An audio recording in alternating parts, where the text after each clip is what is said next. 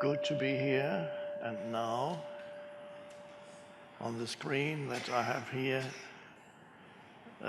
maybe it's a prompter, although I'm not going to read anything from it. It says, "The power of the present moment, a meditation." So that's what I'm supposed to do with you.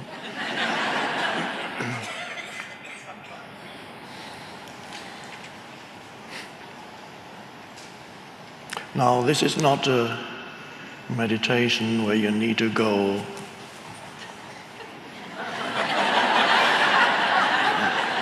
because sometimes the moment one says meditation, everybody goes.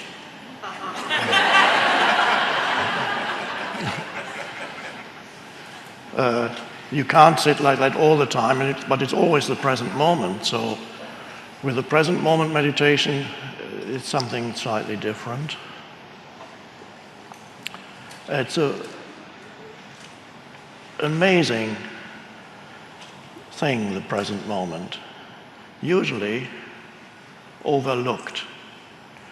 So the most amazing thing, I call it thing, of course it's not a thing, the most amazing thing in your life for most people in the normal state of consciousness, and normal means somewhat or very insane. In the normal state of consciousness, the present moment is usually overlooked habitually, unconsciously. People have been conditioned to overlook the most important thing there ever is, because your entire life consists of the present moment. There never has been anything else. Everything happened in the present moment, and when you remember it, it's the present moment. And when you think about the future, which of course never arrives as the future, it can only arrive as the present moment. But people live as if the present moment were undesirable or an obstacle, or they actively dislike it. And some people habitually live actively disliking the isness of the present moment. And that's their normal state of consciousness. Sometimes it's hidden. They smile.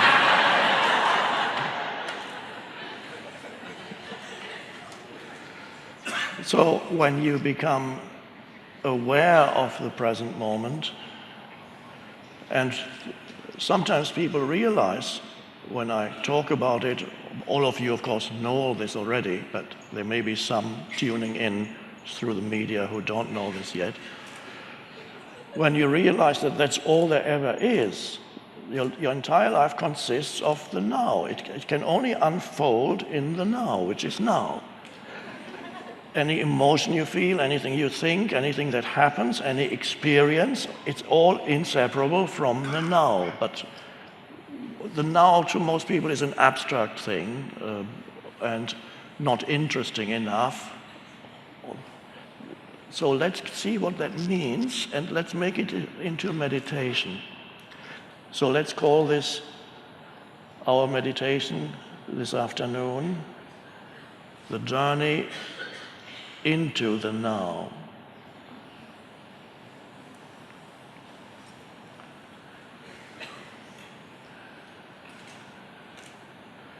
Usually when you talk about the now, then it's usually associated with, okay, the first thing that appears then in your awareness perhaps is your surroundings.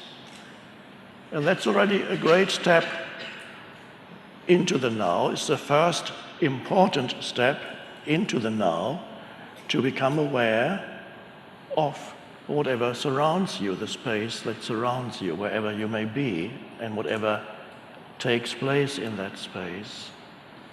And you may notice when you become aware of those sense perceptions, because it's through sense perceptions that you become aware of whatever happens around you, that involves visual, auditory, and to some extent the other senses too. The main ones being visual and seeing and hearing. So as we enter the now, we become more aware of our surroundings. It's the first step into the now. And now, when you do that, and let's do that now, just not thinking I'm going to practice now, no, just become more aware of your surroundings. It's no practice, and it's not a doing, it's just an awareness arises of this room, the people in this room, the man sitting on the chair, talking, the lights, beautiful arrangement there. And that is the space of now. So what the word to use is you acknowledge what is. And close to acknowledging, you go a little bit deeper, you appreciate what is. What before you probably overlooked completely. And that's already a wonderful thing, and there are some people who are not yet ready to go any deeper than that, and that's fine. It's enough to just go 2 steps into the now. Well, let's call it 3. People like the idea of steps. Let's call it step 1, you become more aware of your surroundings. Step 2, you acknowledge. And with the acknowledgement comes a sense of the goodness of the ways in which life manifests continuously around you. There is an aliveness in everything. Even in the middle of a city, you might say, oh, I prefer the forest or the beach or the mountains. But even in the middle of the city, whatever happens, all the movements in the middle of a city are manifestations of life. Life manifesting as human beings running around, as cars, as houses, buildings, and noise, and so on. And there's also something there that is fine. It's an acknowledgement of life. And then comes an appreciation. Oh, you might see something that you before had not appreciated. The sky, for example. How many times are you aware of the sky? And say, oh. And it's beautiful. And even a cloudy sky, there's always this light filtering through the clouds. Now, you might notice when you become aware of what I call the surface of now, which are the sensory perceptions that reveal the world to you, already a shift in consciousness happens, because now you're not thinking as much. You cannot be very much aware of sense perception and really be looking at the sky or at a tree or a flower or a street scene and be thinking a lot. You have to be really there as the presence. For example, now. So you simply acknowledge the totality of this room. And that's beautiful. And then you go a little deeper still. The next step takes you deeper. Then you can ask yourself, what else is there to the now apart from the things that arise in my sense perception? What else is there? Is there anything else? Is that what the now is? What appears in the now? No. It's what appears in the now, but it's not yet the now. So to become aware of the present moment, to become aware of sense perceptions is an important step, and some people are so out of touch with their surroundings, they are never where they are. They are in the stream of their thinking, with only enough attention not to bump into things.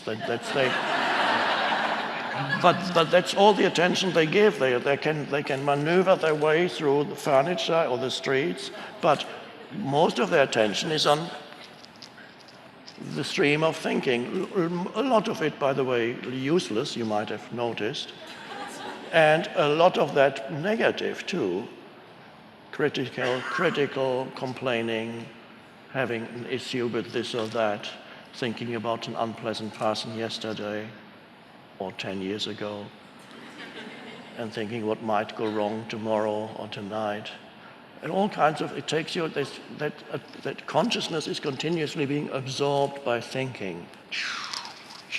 And people are in the grip of the stream of thinking. It pulls you along, amplified these days by the digital gadgets. We might be talking about that a little later. The grip of compulsive thinking, where one thing after another arises in your mind and you identify with everything that comes into your mind. Amplified, as I said, by the digital stuff, which want your attention, this is important, another email coming in, a text message. It must be important. Somebody just posted something on Facebook. And you see a photo of a dinner plate, having dinner as such a...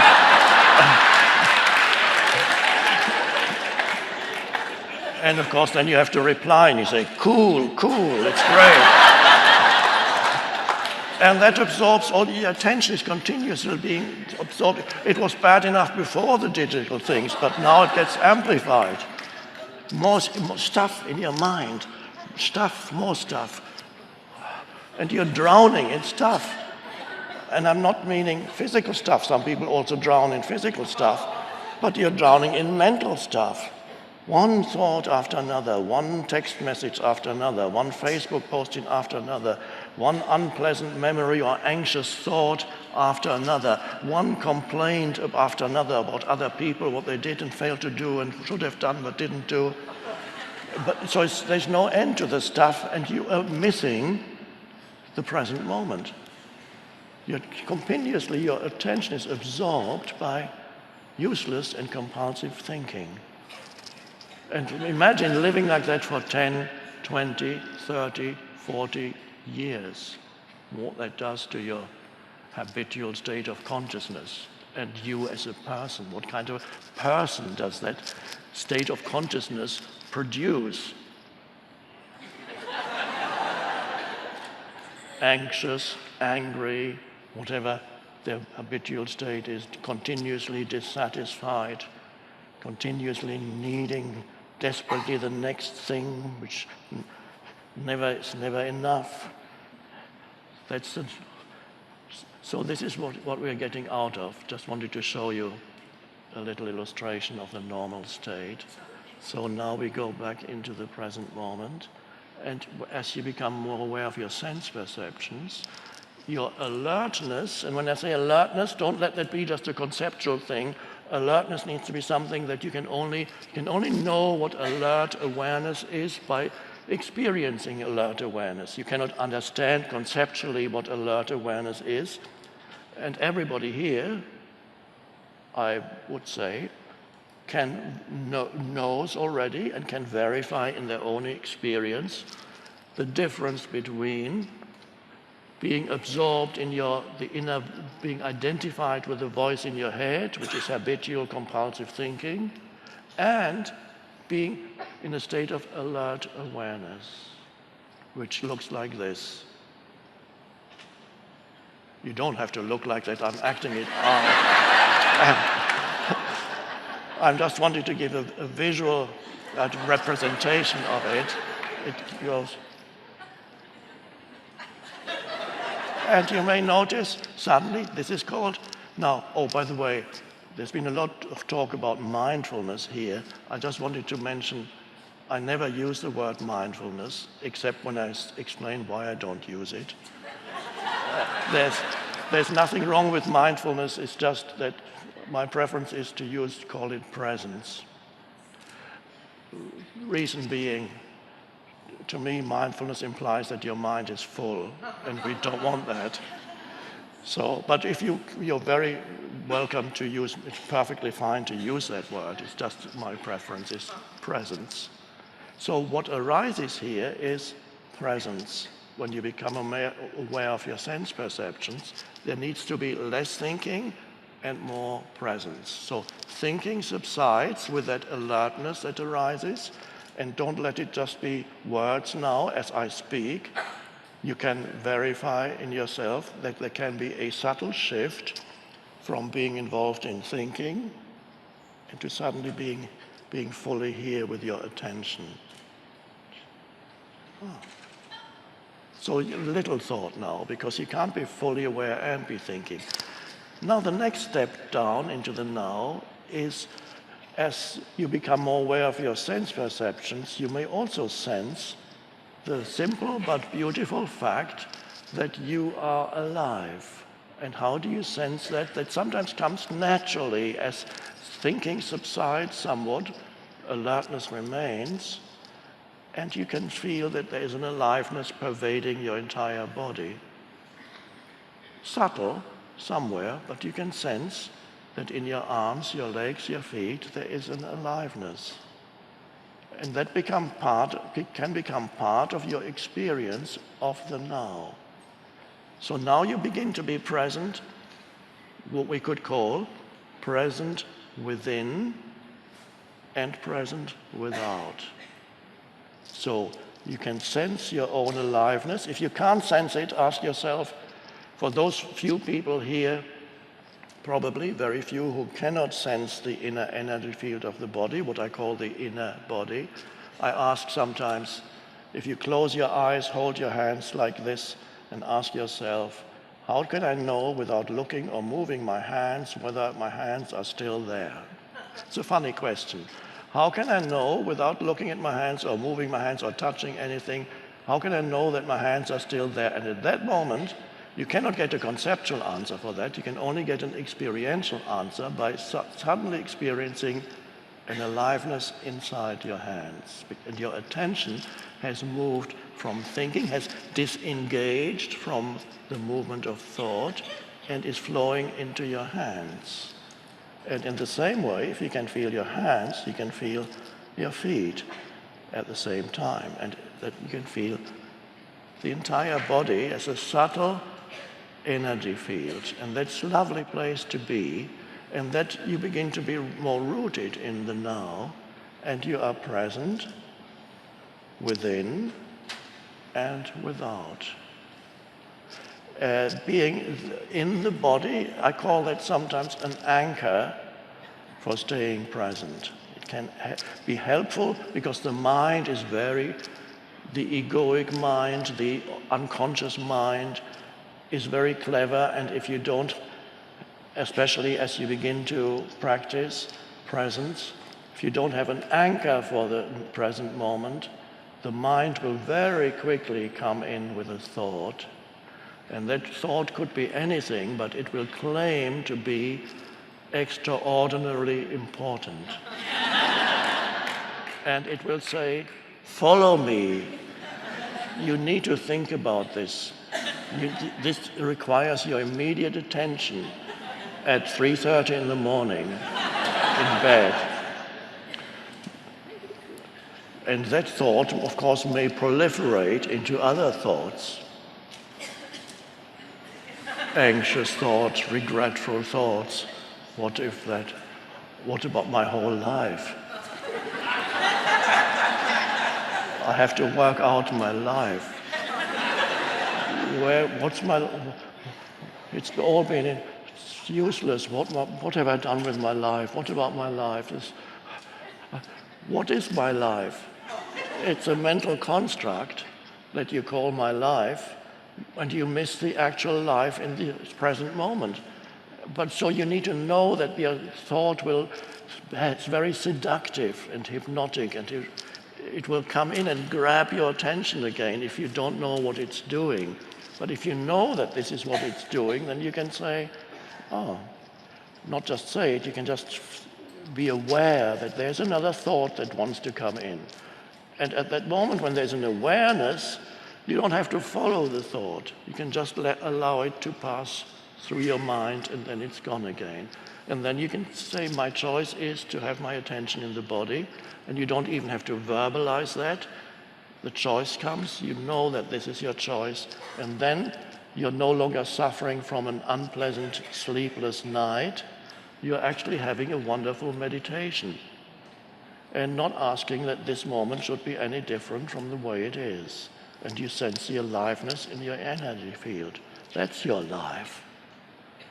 And the present moment, the aliveness of the present moment. And then perhaps, and now, we can go even deeper. Sense perceptions, acknowledging, appreciating, feeling the energy field in the body. All these things arise in the present moment. And have you missed anything? What is it that makes up the totality of the present moment? It is sense perceptions, feelings. There may be thoughts too, coming and going. You don't have to follow them, but they still come and go, some thoughts. And then there are spaces in between the thoughts. And this is extraordinarily important, to discover that there is such a thing in you as a space between one thought and another.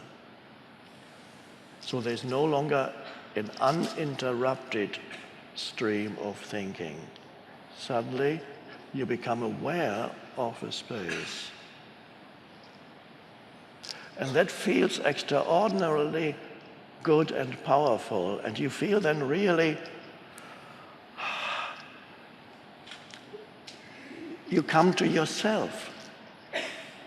Not the self that has a story, not the self, the sense of self that is identified with your history, your personal history, but something that transcends your personal history, something that transcends also whatever arises in your sense perceptions.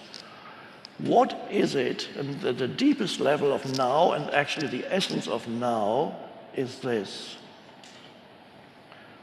What is it that enables you to be aware of your sense perceptions? What is it that enables you to have a thought?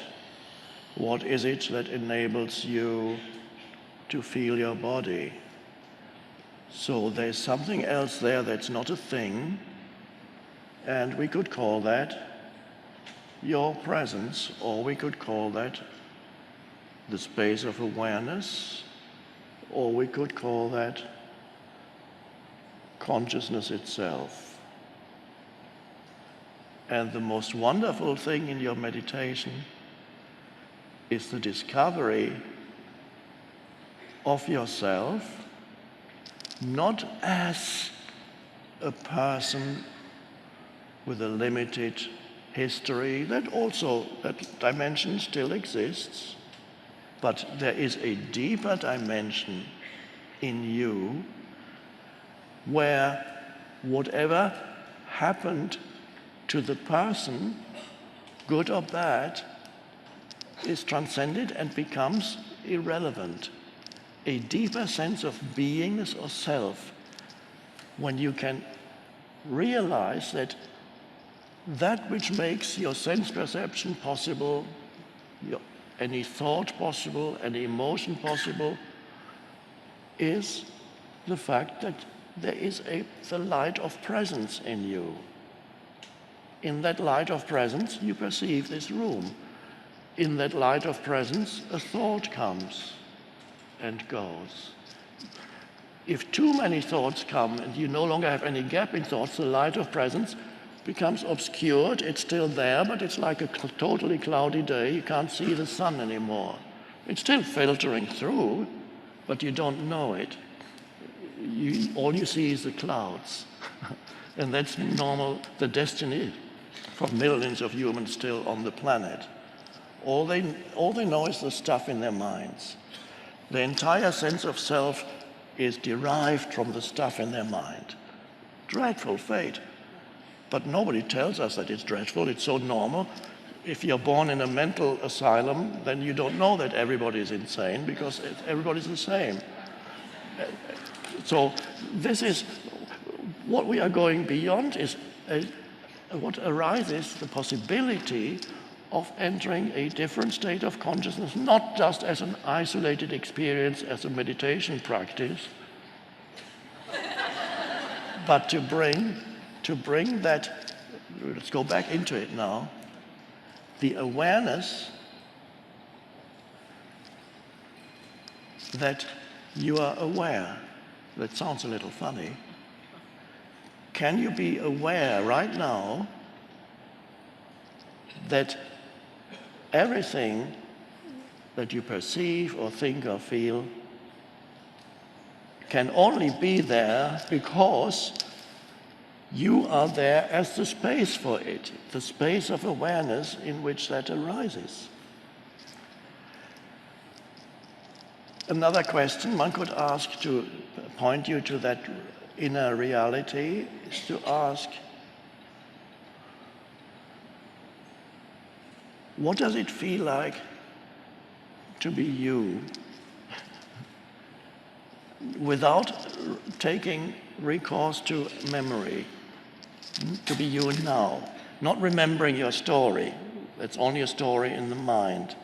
But what does it feel like to be you? Now you can only, there's no conceptual answer because I'm asking about an actual experience or realization right now, here, now. What does it feel like? What is the essence of who you are? Can you sense your own presence? Now, when I say your own, it's not totally correct. It's not yours. But let's just put it like that for a moment. Can you sense the very presence that is the essence of who you are? And it has no form. It is just spacious awareness. And that's an amazing thing, to know yourself as spacious awareness. That frees you from believing that your personal history is who you are. Because your personal history is not that great. Mine isn't. It would be frustrating if I thought of my personal history. Who I am has come about through transcending my personal history. It's not my personal history showing this great thing. No, it's realizing the relative insignificance of my personal history. So the present, your own presence. So for some people, one pointer works better than another pointer. That's why I give you a choice of pointers, so you can ask yourself, or I can ask you, are you aware, or can you be aware right now of the fact that you are aware? Can you be conscious of the fact that you are conscious? That still sounds dualistic because I'm using language, but it's only because I'm using language. What really happens when you are aware that you are conscious is not that here is me and here is I'm aware of my consciousness, subject and object. That's not how you can't be aware of consciousness like that. You can only be aware of consciousness as yourself, as the eternal subject. Your consciousness can never become something that becomes an object in consciousness. That's everything else is an object in consciousness. But you cannot be aware of consciousness as an object because consciousness is you, the essence of you. And that essence of you is the essence of the present moment. So when we go to the deepest level of the present moment, when you go to the deepest level of the present moment, what do you find and what do you discover? Yourself. The essence of you. So the essence of you, which is conscious space, is inseparable from the essence of the present moment. So when you go deep into the present moment, which is the vertical dimension, whereas most of life unfolds on the horizontal dimension, past and future, I need to do this to get there, and remember this. The vertical dimension is associated with the stuff in your mind, and that keeps you trapped. And now we're here, suddenly in the now, The horizontal dimension is the stuff in your mind. The vertical is now. It takes you deeper into the now and to the point of discovery that the essence of now is ultimately who you are. And this is a wonderfully liberating realization because it frees you from a false sense of self. If you don't realize the essence of who you are, you spend your whole life in a false sense of self, which I call the ego. It's a false sense of self that is derived from mind activity plus emotions that accompany mind activity. And because you're so identified with the mind, an entire sense of self, which is the ego, is derived from certain habitual and repetitive thought patterns, plus emotional and reactive patterns. That bundle of repetitive, unconscious, compulsive thought patterns and reactive and emotional patterns that go with it, that bundle that people who don't know the deeper levels of who they are, that is called the person. The bundle of habitual thoughts that tell you your story. And you tell it to others too. You want to hear my story? You have suffered, now listen to my story. Your suffering is nothing. Or as my dad used to say, whenever somebody said, I have a pain here, I have a pain there, he would say, you have a pain? I've had a pain for years, I don't even talk about it. You can enhance your sense of self in that way. It's all a false sense of self. And you are trapped in that, what the Buddha called the delusory self, the self that has no ultimate reality. So the Buddha said there is no self. The self, anatta in the Pali language, in the old scriptures, the unreality of the self, this mind-made entity. And so the Buddha's teaching was, it pointed, one of the essences in the Buddha's teaching is emptiness. What does that remind you of? Awareness, spacious awareness. Presence, emptiness, no form. Jesus had the same message. The kingdom of heaven does not come with signs to be perceived. What does that mean? It means you can never say, oh, there it is. Why can't you say, oh, there it is? Because you are it. It can never become an object in your consciousness because it is consciousness itself. And people have been repeating the words of Jesus for 2,000 years with who has understood them? Very few, maybe one or two Buddhists.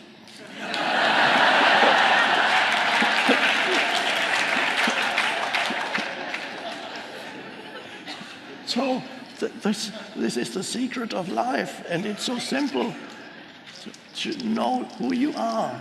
Know who you are beyond the surface self. And it doesn't mean you can't remember your history anymore. Of course you can remember your personal history. That's fine. But you are no longer trapped in that exclusively personalized sense of me. It's such a frustrating way to live, with just in this little me. Always feels threatened by things and needs to identify with other things and never feeling complete, never feeling satisfied for very long, always a sense of not enough. Awful way to live. So we are transcending that, and that's the shift in consciousness. And then as you bring into your daily life that spacious awareness, the awareness of yourself as spacious consciousness, which you can also call stillness. There's a stillness. Even as you speak, you can still feel the underlying presence. In the foreground, you speak, you listen, you do things. In the background, a spacious awareness. In other words, you sense your own presence, which is not your own because your own presence is one with universal presence. You might have noticed I don't use the word God, because the moment you use God, it becomes another concept in your mind. So the Buddha very wisely avoided it. And when they asked the Buddha, "You never talk about God," they said to the Buddha, "Why is there a God?" And of course, and this is the end of our meditation, the Buddha's answer was, as reported in the scriptures, when he was asked, "Is there a God?" the Buddha kept noble silence. That's the answer. Thank you.